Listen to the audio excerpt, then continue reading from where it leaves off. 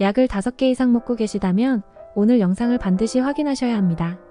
혹시 당뇨, 고혈압, 고지혈증, 통풍 등 먹는 약이 많을수록 병에 걸릴 위험도 높아진다는 것을 알고 계시나요? 약을 많이 먹는 것에 대한 위험성과 예방 방법에 대해 이야기해 보겠습니다. 한국보건의료연구원의 연구 결과에 따르면 우리나라 66세 성인 중 1명은 5개 이상의 약물을 복용하고 있습니다. 나이가 들수록 만성질환이 늘어나고 여러가지 약을 추가로 복용해야 하는 경우가 많습니다.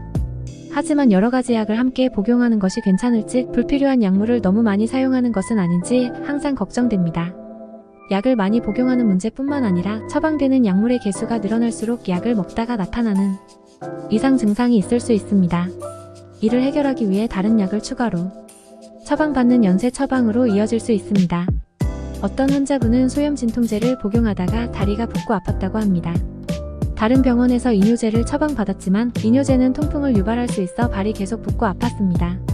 결국 통풍약을 처방받았지만 통풍약의 부작용으로 간 수치가 올랐습니다. 이렇게 약이 약을 불러일으키고 부작용이 부작용을 낳는 상황이 발생합니다.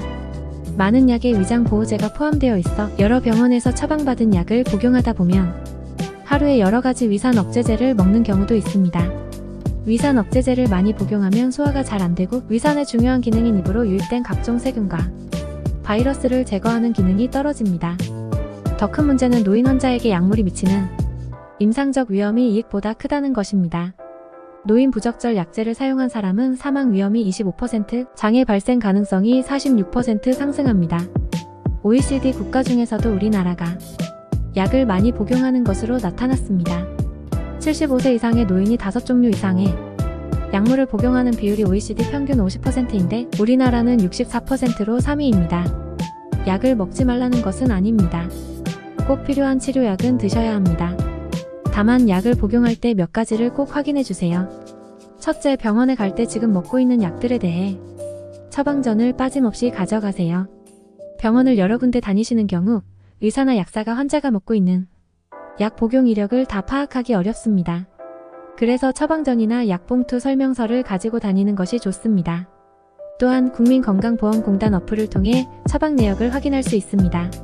둘째, 내가 복용하는 약의 목적과 복용 이유를 알아두세요. 치료약인지 증상 완화약인지 계속 복용해야 하는 약인지 필요할 때만 먹어야 하는 약인지 꼭 적어두세요. 이렇게 하면 불필요한 약 복용을 피할 수 있습니다. 셋째, 생활요법을 실천하세요. 약국에서 파는 약이나 한의원에서 처방하는 한약 외의 생활에서 할 수 있는 진짜 약을 드셔야 합니다.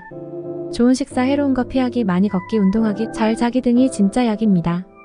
좋은 습관은 겹치면 겹칠수록 몸에 이롭습니다. 마지막으로 진짜 약을 많이 드시기 바랍니다.